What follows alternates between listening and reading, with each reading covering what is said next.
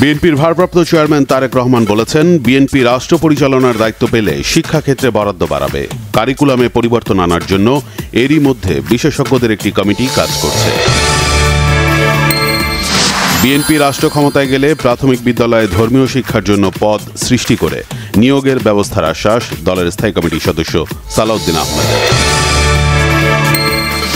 মত পার্থক্য ভুলে সব দলকে নির্বাচনে অংশ নেওয়ার আহ্বান বিএনপি মহাসচিব মির্জা ফখরুল ইসলাম আলমগীরের। বললেন, ফ্যাসিস্টের আমলে মিথ্যা মামলা দেয়া হয়েছে বিএনপির ৬০ লাখ কর্মীর বিরুদ্ধে। জাতীয় নাগরিক পার্টি এনসিপির সাথে জাতীয় ঐকমত্য কমিশনের বৈঠক। জুলাই সনদ বাস্তবায়নের আদেশের খসড়া জাতির কাছে উপস্থাপনের দাবি দলটির সদস্য সচিব আক্তার হোসেনের। গুমের সব অভিযোগ তদন্তের তাগিদ জাতিসংঘের। জড়িত সামরিক বেসামরিক কাউকেই যেন ছাড় দেয়া না হয়, দাবি স্বজনদের।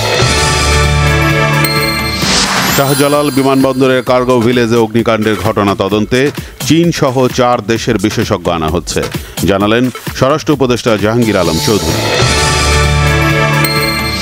প্রথমবারের মতো যুক্তরাষ্ট্র থেকে ৫৬,৯৫৯ মেট্রিক টন গম নিয়ে চট্টগ্রাম বন্দরের বহির্নোঙরে পৌঁছেছে এমভি নর্থ স্ট্রাইড নামে একটি জাহাজ।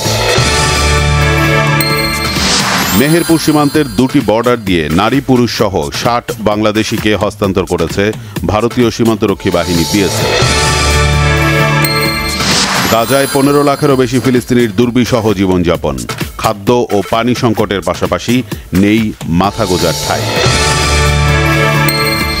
মুখোমুখি অবস্থানে আর্চারি আর বাফুফে। ফুটবলে অগ্রাধিকার উপদেষ্টার, দেশের ইমেজ রক্ষায় বিকল্প প্রস্তাব আর্চারি ফেডারেশনের।